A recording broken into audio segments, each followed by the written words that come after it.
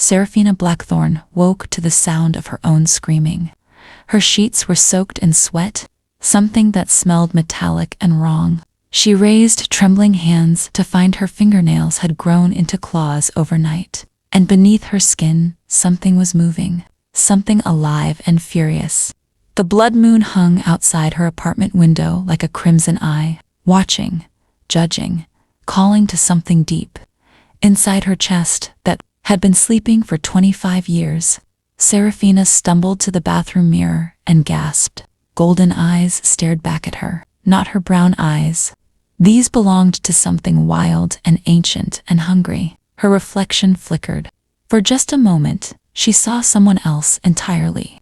A woman with silver hair and scars across her throat, mouthing words Seraphina couldn't hear but somehow understood.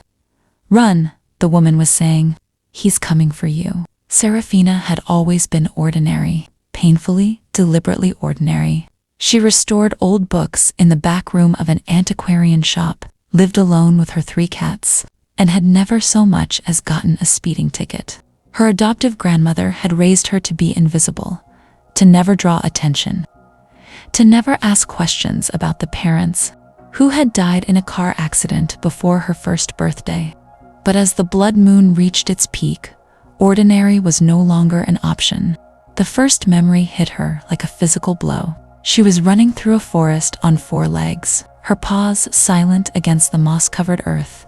The scent of pine and prey filled her nostrils, and she could hear the heartbeats of small creatures hiding in the underbrush. This wasn't a dream. This was a memory of something that had never happened to her human life.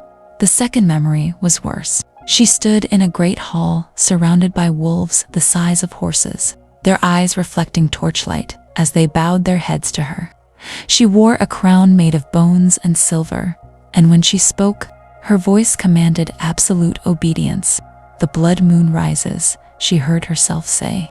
"Tonight, we hunt the Ashworth pack to extinction." Seraphina fell to her knees on the cold bathroom tile, clutching her head as more memories flooded in. Battles, blood, the taste of victory and the bitter sting of betrayal. A man with dark hair and golden eyes who looked at her with such hatred it burned. The same man who held her as she died, his tears falling onto her face as everything went dark. Her phone rang, jarring her back to the present. The caller ID showed her grandmother's number. "Sarah," her grandmother's voice was tight with fear. "You need to leave now. Pack nothing. Take the emergency bag from under my bed and run." "Grandma, what's happening to me? I'm seeing things that aren't real. And my eyes, they're real, child. Every memory, every instinct." "You're awakening." There was a crash in the background, the sound of wood splintering. "They've found me. Listen carefully. You are Seraphina Blackthorne, last daughter of the Silver Moon Pack. Your parents didn't die in a car accident. They were murdered by the Ashworth Pack 3 days after you were born.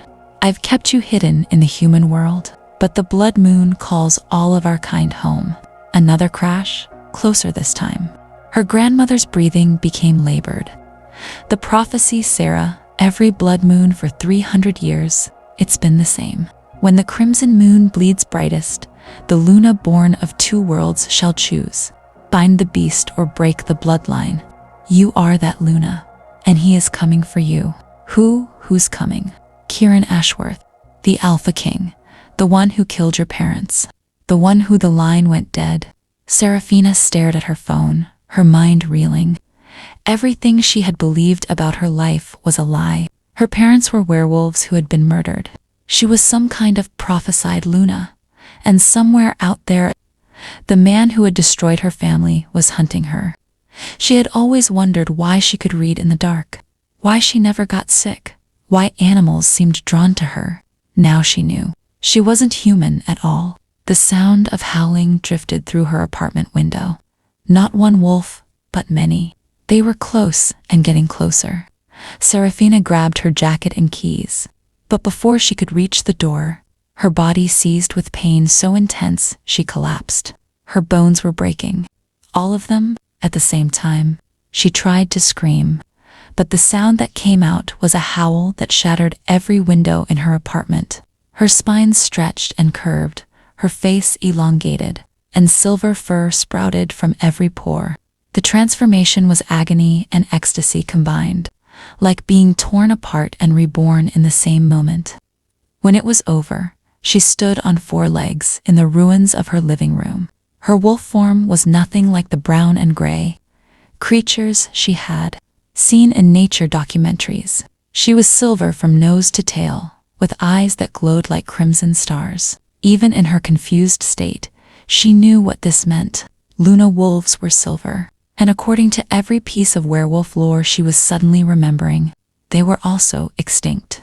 The howling outside grew louder, and she caught scents that made her new wolf instincts scream warnings. 3 different packs were converging on her building. They could smell what she was, and they were coming to claim her. But underneath the sense of pine and musk and aggression, there was something else, something that made her wolf purr with recognition and her human mind recoil in horror. It was the scent of home and safety and belonging. It was also the scent of her greatest enemy. The window exploded inward as a massive black wolf landed in her living room. He was twice the size of any normal wolf, with golden eyes that seemed to see straight through to her soul. The moment their gazes met, something clicked into place inside Seraphina's chest. A chain made of starlight and shadow, binding them together whether they wanted it or not. The mate bond, the black wolf shifted, bones cracking and reshaping until a man stood where the beast had been. He was tall and broad-shouldered, with dark hair and the kind of face that could have been carved from marble. Beautiful and terrible and completely familiar, even though she had never seen him before in her life. "Seraphina Blackthorne," he said, and his voice was rough with exhaustion and something that might have been regret. "I am Kieran Ashworth, Alpha of the Northern Territory and King of the North, American Werewolf Confederation. I have been hunting you for 25 years. The mate bond pulsed between them, and Seraphina felt his emotions as clearly as her own. He didn't want to be here. He didn't want her to exist. But now that the bond was active, he was as trapped as she was. "You killed my parents," she said, her voice steady despite the chaos in her heart. "Yes, you've come to kill me too." Kieran's jaw tightened. "That was the plan. The prophecy says that our union will grant me power over all supernatural beings. It also says it might destroy my entire bloodline. I've spent decades trying to prevent either outcome by ensuring you never awakened. But the Blood Moon had other plans. The Blood Moon doesn't care about our plans."